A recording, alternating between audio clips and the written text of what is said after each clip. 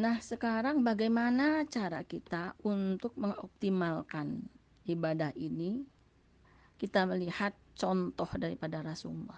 Bagaimana Rasulullah betul-betul melaksanakan sholatnya secara optimal. Kita lihat di dalam hadis Bukhari Muslim, Rasulullah melaksanakan sholat malam hingga kedua tumitnya bengkak. Aisyah radhiyallahu an bertanya, mengapa engkau lakukan itu? Padahal Allah telah menghapuskan segala dosamu. Maka Rasulullah menjawab, bukankah sudah sepantasnya aku menjadi seorang hamba yang bersyukur? Nah, ya Allah, ya Rabbana, ya Rabbal Alamin. Rasulullah saja yang sudah jelas dia akan masuk ke dalam surga. Orang yang betul-betul sudah dijamin oleh Allah waktu masuk ke dalam surga saja, melaksanakan sholat malamnya aja sampai tumitnya bengkak. Kenapa sampai tumitnya bengkak? Karena dia melaksanakan sholat malamnya itu, ayat yang dibawanya adalah Al-Baqarah sampai kemudian Al-Baqarah, kemudian Al-Imran, kemudian An-Nisa, kemudian setelah An-Nisa dia baca lagi uh, Al-Maidah. Nah, sampai 5 juz dia baca semalam. Wajar aja kakinya sampai bengkak. Nah, kalau kita Masya Allah masih sangat jauh sekali optimal kita, mujahadah kita kepada Allah dalam menegakkan kebenaran agama Allah masih sangat jauh sekali dibandingkan dengan Rasulullah. Tapi walau bagaimanapun kita harus tetap berusaha semaksimal mungkin untuk kita bersungguh-sungguh menjalankan perintah Allah ini agar kita sampai kepada tujuan akhir, yaitu ketemu dengan Allah di surganya Allah. Jangan pernah kita berpikir untuk ketemu Allah di tempat yang lain, tapi kita harus ketemu di surganya Allah. Nah, jadi sungguh-sungguh artinya di sini optimalisasi kita sungguh-sungguh dalam hal ini adalah keseluruhan diri kita, jiwa kita, nafsu kita, fisik kita, betul-betul kita hadapkan kepada Allah. Perjuangan sungguh-sungguh melawan hawa nafsu atau bersungguh-sungguh menghindari perbuatan yang melanggar dari hukum Allah. Nah, kalau kita ingat kembali bunda-bunda yang sudah pernah belajar dulu apa yang dikatakan dengan nafsu ya. Nafsu itu di dalam dulu kita ini kan ada nafsu, masih ingat bunda? Apa saja nafsu yang ada? Yaitu nafsu yang pertama adalah nafsu apa bunda? Ya, nafsu syaitoniyah ya. Kemudian nafsu lawamah. Kemudian yang kedua adalah nafsu musawilah, yang ketiga nafsu amarah, kemudian nafsu lawamah dan nafsu mutmainnah. Nah, bagaimana cara kita melawan kelima nafsu ini? Nah, inilah cara-cara kita belajar dari bagaimana cara cara yang ditunjukkan oleh Allah berdasarkan Al-Quran. Misalnya untuk menghindari nafsu amarah. Nah, ini yang mendorong kita kepada nafsu amarah, kita dituntun oleh Allah di dalam surat Yusuf misalnya. Bagaimana dahulu Nabi Yusuf berusaha untuk melepaskan diri dari nafsunya pada saat dapat godaan dari Zulaikha. Nah, ini bisa dilihat di dalam surat Yusuf surat ke-12 ayat 53. Silakan bunda-bunda buka kembali surat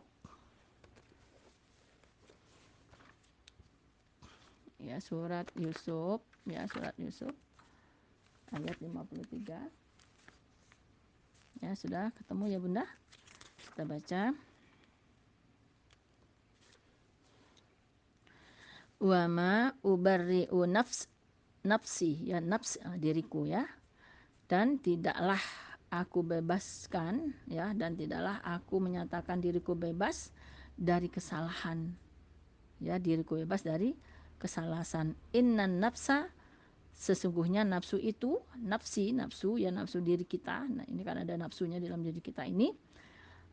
Sesungguhnya nafsu itu la ammarah la ammaratan bisu, ya, sungguh selalu menyuruh kepada untuk kita selalu mendorong kepada berbuat jahat, illa kecuali ma rahima, kecuali ya ma rahima,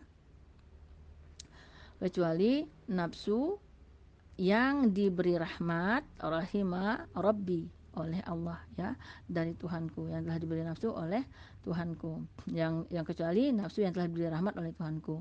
Sesungguhnya inna Rabbi ghafurur rahim, sesungguhnya Tuhanku Maha Pengampun, Maha Penyayang.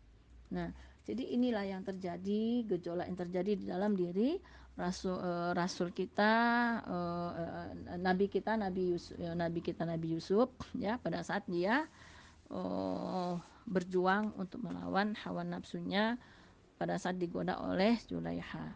Jadi dia sudah merasakan sekali, ya, merasakan sekali. Tapi dia berusaha untuk membebaskan dirinya dari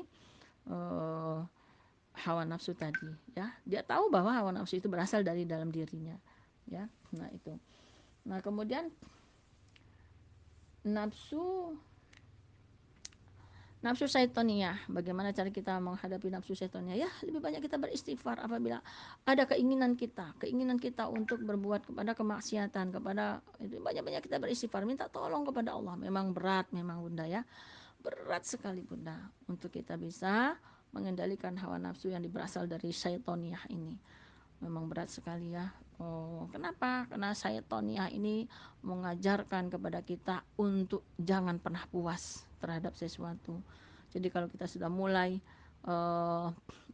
mendapatkan sesuatu, ya, melihat tetangga kita jauh lebih bagus lagi, kepengen lagi. Nah itulah sifat daripada setan. Ya, kalau kita tidak mau menerima dengan ikhlas apa yang Allah berikan kepada kita, timbullah keinginan-keinginan yang selalu tidak pernah merasa puas akan apa yang kita dapatkan dan ingin memiliki apa yang orang lain inginkan, yang dapatkan. Nah ini adalah setan, ya. Ya, jadi dia berusaha terus untuk menjatuhkan kita. Maka di dalam Al-Quran dikatakan apabila engkau sudah digoda oleh setan yang rajim, maka ingatlah aku, kata Allah. Maka beristighfarlah kita sebanyak-banyak mungkin agar nafsu setoniyah tadi, keinginan kita tadi itu akan dapat dibendung. Nah itu. Nah kemudian berikutnya adalah nafsu lawamah. Nah apa yang dikatakan dengan nafsu lawamah? Nafsu lawamah ini adalah nafsu yang menyesali setiap perbuatan buruk. Jadi kita sudah melakukan sesuatu perbuatan buruk kemudian timbul menyesal. Nah itulah yang dikatakan dengan nafsu lawamah. Ini dapat kita lihat di dalam surat Al-Qiyamah, surat ke-75 ayat 2. Ya, silakan Bunda-bunda melihat lagi dalam surat Al-Qiyamah ayat 2, surat ke-75. Ya. Sudah ketemu, Bun? Oke. Kita lihat ayat 2. Wala uqsimu bin nafsil lawamah, ya.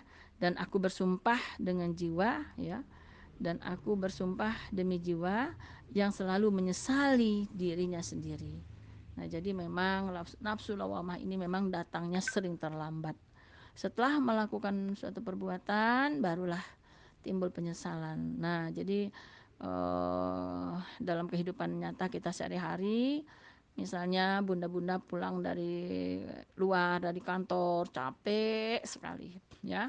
Sampai di rumah dilihat anak-anak bikin masalah atau anak-anak sedang kelahi. Kesel banget tuh, ya. Nah, disinilah ujiannya untuk kita bisa melawan hawa nafsu kita. Nah, pada saat timbul perasaan kita ingin marah tadi, itu adalah nafsu syaitoniyah dengan nafsu amarah sedang bekerja. Nah, bagaimana kita untuk mengendalikan nafsu ini? Berusahalah kita dengan banyak-banyak beristighfar kepada Allah, minta tenangkan hati kita kepada Allah. Jangan sampai kita menjadi marah melihat keadaan itu. Nah, kalau kita memang tidak mampu untuk melawan amarah itu, ya, karena sekarang kita sedang belajar. Apa yang terjadi? Maka anak kadang kita tampar, anak kadang-kadang kita cubit, akhirnya anak kita menangis. Di saat anak telah menangis, apa yang terjadi Bunda? Ya Allah, kenapa aku cubit tadi ya? Kenapa aku pukul dia tadi ya? Nah, timbullah penyesalan di dalam diri kita. Nah, itulah yang dikatakan nafsu lawamah. Dia munculnya belakangan, apabila sudah terjadi sesuatu barulah dia muncul. Nah, nah, apa yang dikatakan yang terakhir adalah nafsu mutmainah. Nafsu mutmainah ini adalah nafsu yang tenang. Orang yang memang sudah belajar tazkiyatun nafsnya sudah masuk semua, sudah bisa menerapkan apa-apa yang sudah diajarkan, dia selalu tenang, nggak ada lagi rasa marah, nggak ada lagi rasa dendam, nggak ada lagi rasa benci, nggak ada lagi rasa uh, prasangka buruk kepada orang lain. Apabila ada orang lain nyakiti dia, dia sabar saja. Nah, itu yang dikatakan orang yang sudah memiliki nafsu mutmainnah. Maka orang-orang yang seperti ini, nah orang-orang yang seperti ini di dalam surat Al-Fajr. Nah, sekarang bunda-bunda semua pasti yang ikut hafalan sudah hafal semua surat Al-Fajr. Di dalam surat terakhirnya, ya ayat terakhirnya Al-Fajr ayat 27 dengan 28 ya, surat Al-Fajr. Masih ingat Bunda surat keberapa Bun? Surat ke 89. Nah, surat 89 ini di dalam ayat terakhir ya, dalam ayat terakhir itu kan ada